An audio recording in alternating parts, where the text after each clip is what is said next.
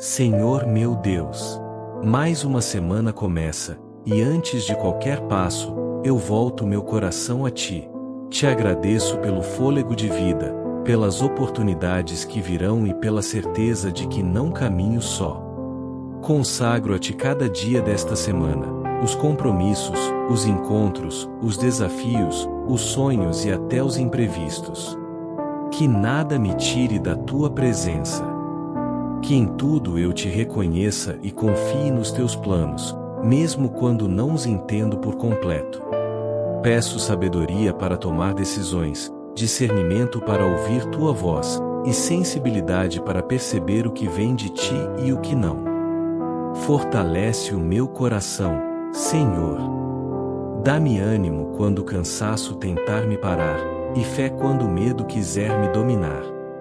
Que eu não me desvie nem para a direita nem para a esquerda, mas siga firme em direção àquilo que Tu tens para mim. Que o meu olhar esteja cheio de gratidão.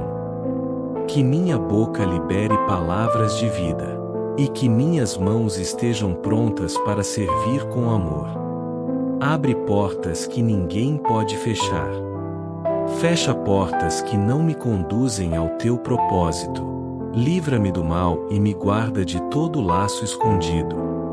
Coloca sobre mim a Tua armadura, cobre minha casa com a Tua paz e visita o coração de todos que amo. Senhor, que esta semana seja conduzida pela Tua graça.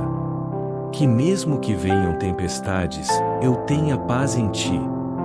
Tu és a minha segurança, meu abrigo, meu sustento. Que eu viva cada dia com propósito, coragem e fé. Em nome de Jesus. Amém.